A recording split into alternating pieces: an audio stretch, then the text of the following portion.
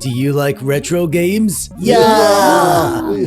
Do you like to play them on retro handhelds? Yeah, I do. But do you find most retro handhelds to be a little too small? Yeah! Well then, what do you think about this? Oh, wow. Well, you can't have it. It's mine. Oh. But you can each have one of your own. Yeah! Awesome.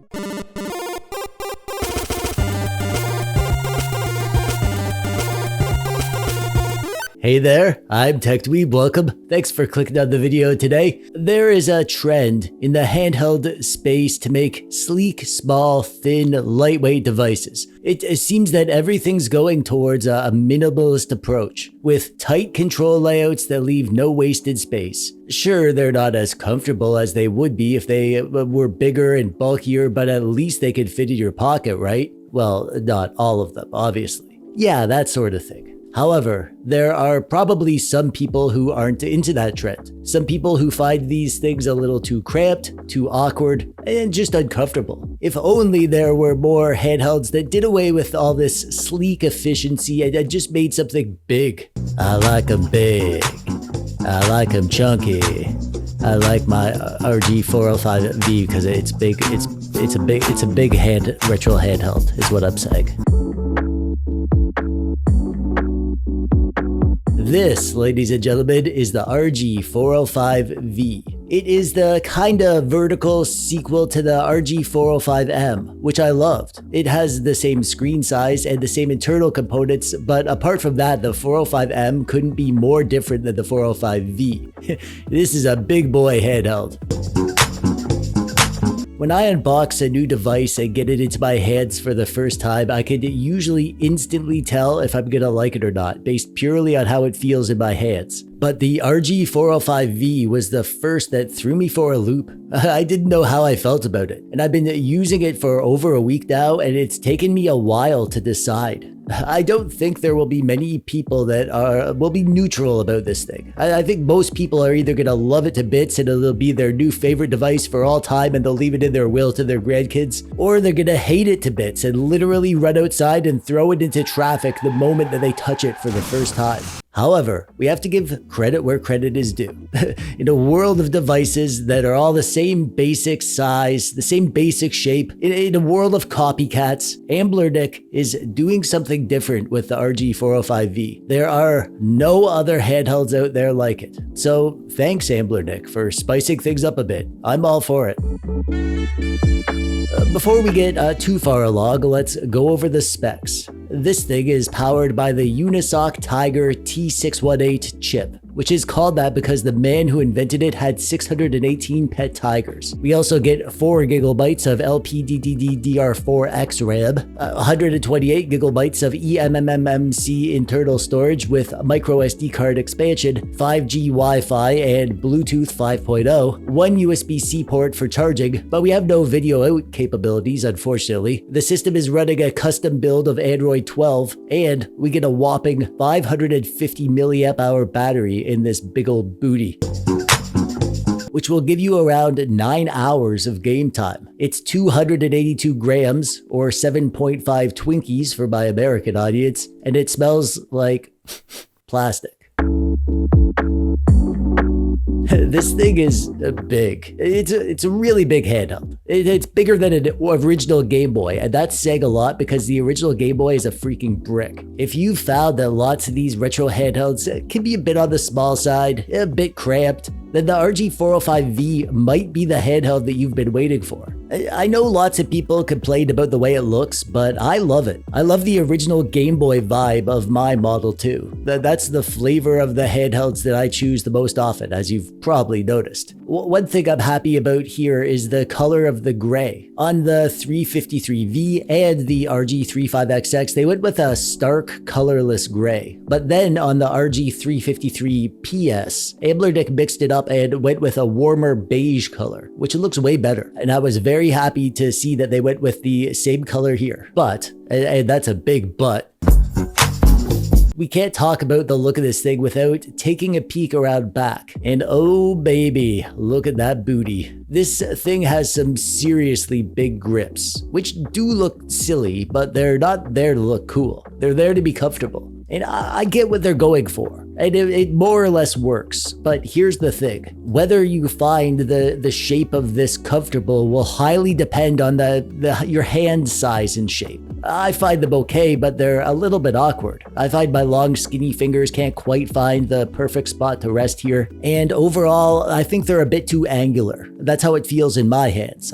They probably should have had a more rounded shape to this stuff, in my opinion. Not that it's uncomfortable. Far from it. It's one of the most comfortable devices that I have. Definitely the most comfortable retro handheld. It's just a shame that it's going to fall short of its potential for lots of people because of how specific it is.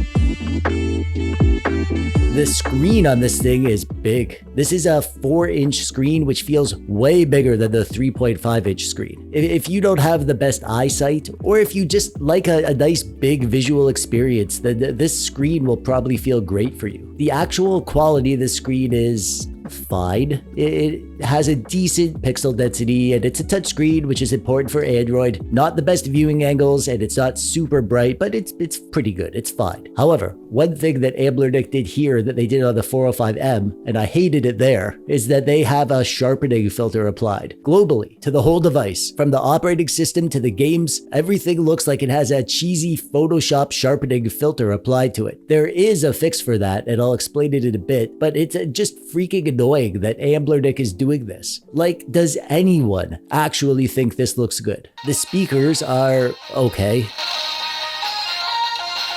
They're not terrible, but not amazing. They're loud enough, but not very clear when they're at higher volumes, and there's a slight buzz to them when you turn them all the way up. Pretty standard, cheap, retro handheld speaker quality, I guess. So this is an Anbernic device, which means something. That's not a joke, by the way. Anbernic is really consistent with their controls, unlike some companies. That said, there are a few changes from the Anbernic format that we have here. My current main device is the RG405V, so I'll use that to compare. One thing is that the D-pad is sort of rounded. It's got like soft edges, and I love that change. It feels very good under my finger. And it's also a bit higher up from the shell. Same thing with the buttons. And I like the feel of this stuff in general. Oh, and the D-pad does not give false diagonals, by the way. It passes the Contra test. However, the joysticks are kind of crappy, actually. They say they're Hall sticks, but if that's the case, then maybe Hall sticks aren't all they're cracked up to be. They don't feel smooth, they're imprecise, and they snap to the cardinal directions, so it'll be hard to do any sort of accurate movement. And they're in a weird position too. Like my thumbs touch when I'm using both at once, so they feel kind of cramped, even though the device itself is big. It's not the end of the world. I can live with them, but I do wish they were better. And one more gripe that I have here is with the shoulder buttons. It's very easy to accidentally let your finger put a little bit too much pressure and push them by mistake. I think if these were a bit more firm, like they are on the RG405V, that would probably help a lot. Before we get into the games, let's talk about the system itself. We are running Anbernic's custom version of Android 12 here. The emulators are all pre-installed and ready to rock. And if you bought this device from Anbernic or a reseller, there's a good chance that it came with an SD card full of games. Anbernic has its own custom game launcher application as well, and you can switch back and forth between that and the Android launcher with this little button on the left side, which is kinda neat. And it works. The games launch and you can play them, and the controls and hotkeys all work. But in typical Anbernic fashion, the games library totally sucks. They have a ton of duplicate games and foreign language games and missing games, and there's only art for a few of the games, and the art is weird. Plus, they did that thing that Anbernic loves to do and put nonsensical numbers in front of the game names, so these aren't in alphabetical order on some of the systems, but they are on others. And I found that there are games on the SD card that aren't in the right folders, so they're not being detected in the front end. Like 30 gigabytes of of games on the card are not showing up in the front end because they're in the wrong place on the card. It's super amateur stuff. Anbernic just sucks at making ROM sets, which is baffling because this should be so easy. Outside of the Anbernic launcher, it's a pretty standard Android experience. You could use the Play Store to download Android games and other emulators or other front ends. You can launch standalone emulators and load your games yourself. There's a pretty basic built-in screen mapper to map your physical controls to touchscreen functions. And you can also set the CPU profile to auto for battery saving or high for max performance. And you can change the fan speed. Oh, did I mention there's a fan? It only makes a difference for the very high-end games, and even then, it's barely any difference at all, and the fan is kind of loud. So I usually don't bother with it. So I don't like the Anbernic game launcher, and I hate the sharpening that they have applied. However, there is an early build of Gamma OS, which is a custom firmware that you can install that fixes the sharpening issue, and it has some other quality of life improvements. I will make a video when I do install it, showing how to install it and how I set up the emulation front end and how I organize my games, and you'll want to get subscribed so you don't miss that.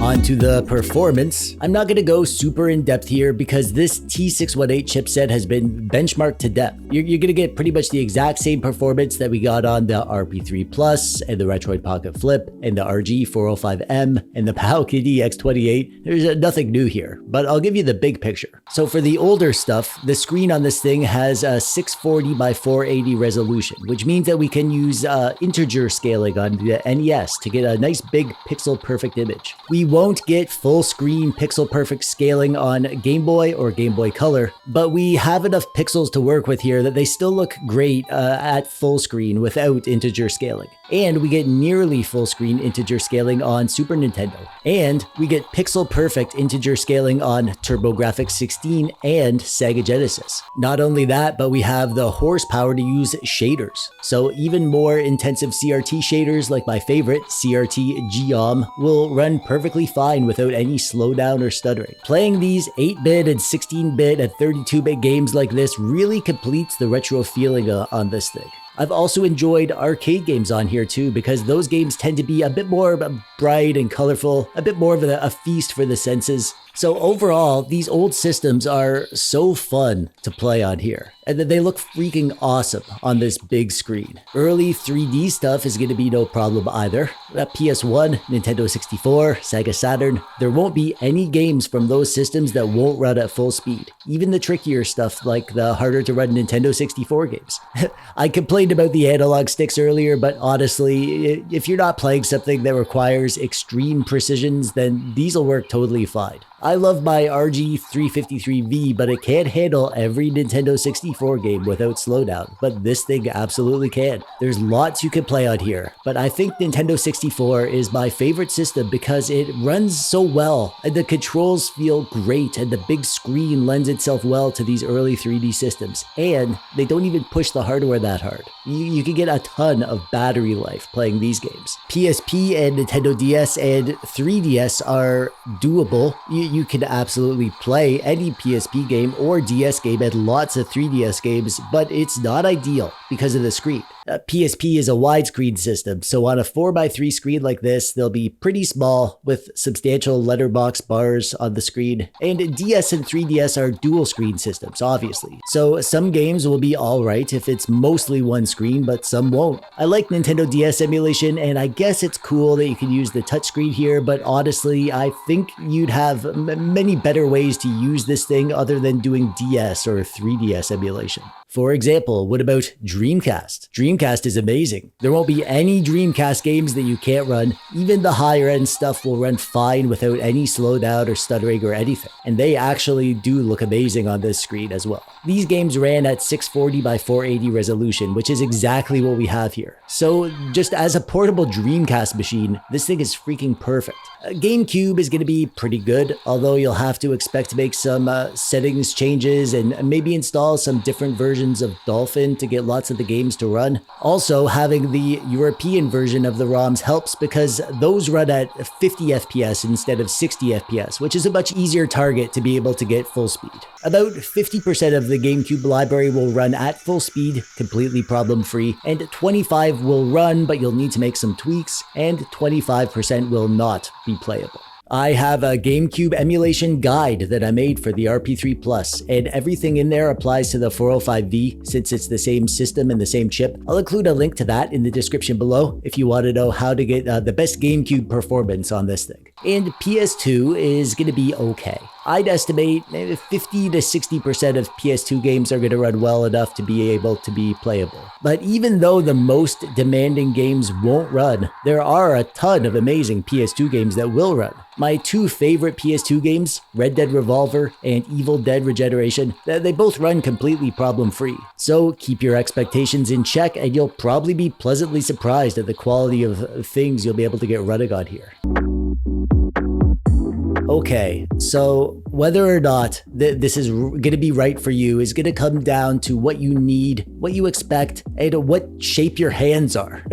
Just be aware of the rest of the shortcomings that I mentioned in this video, and if you're okay with them, then you'll probably be pretty happy with this thing overall. The biggest thing that's going to make or break this device for most people is going to be the hand feel. And unfortunately, you won't know for yourself until you get this in your hands. But if you've been looking for a bigger vertical handheld, if you've found these things just a little too small and cramped, then this will probably be the one you want to get. There are lots of other options like the RP3 Plus and the Retroid Pocket Flip and the 405M and the Powkiddy X28 or the Retroid Pocket 2S. The review of that one coming soon, by the way. But if, like me, you really like vertical format devices, this is currently the best that you could get. And the icing on the cake, the thing that I didn't know how good it was until I actually started using it, is the battery life. Holy crap, this thing lasts forever. This thing would be great to bring with you on a long flight. Like if you were flying to Wisconsin to visit the Root Beer Museum, then you could play Nintendo 64 games on the 405V the whole way there and back, and still have enough juice left over to play Burger Time while drinking the root beer that you stole from the Root Beer Museum. You monster. So I'm going to give